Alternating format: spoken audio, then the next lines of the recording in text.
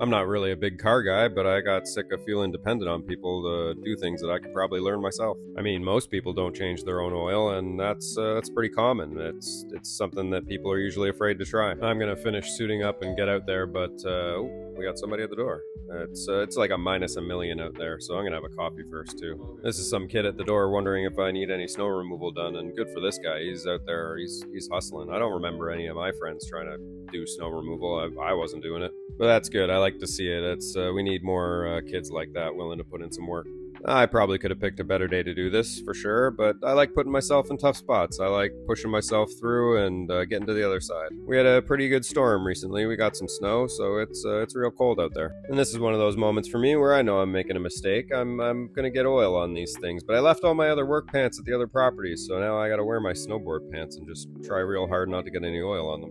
I didn't like the thought of not being able to do something simple like an oil change. I just didn't like the thought of needing to rely on somebody. So, you're going to save a good amount of money. For me, it's a difference between about $100 to take it somewhere or $40 for me to do it. But the confidence and the belief in your abilities is what's really priceless. We had a little bit of a whoopsie on the way back from the property last time, and there was a lot of snow, and this cover that goes under my car, a piece ripped off. So I don't have to take it off to do the oil change now. That's good. The hardest part of doing any of the stuff that I do isn't actually doing the work. It's starting when your brain keeps telling you that this is not something we're comfortable with, you shouldn't do this, but you do it anyway. I didn't feel confident when I started learning how to do any of this stuff for the first time. That's just not how life works. You got to put yourself in some tough spots and do your research and realize that you can get to the other side of the problem. Now, I've got a problem. I can't find the bar for my car jack, so I can't really jack up the car without a bar, can I? But I got a great neighbor, and he's got a great car jack, so I'm going to borrow his because, this thing's a beast. Now, don't forget, I'm not doing this because I'm skilled. I'm doing this because I'm stubborn, and I want to be able to do this for myself, and I like to save some money. You're going to save a lot of money if that's what you're into, if you buy some basic tools to be able to do your own car maintenance. Like, you're going to spend that money anyway on paying people to do things for you.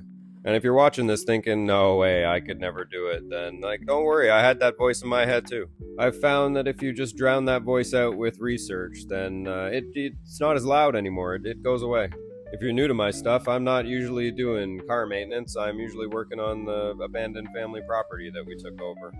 I had no experience doing this type of stuff, and I didn't grow up working with tools, but I've just decided that everything that I am afraid to do, I'm going to learn.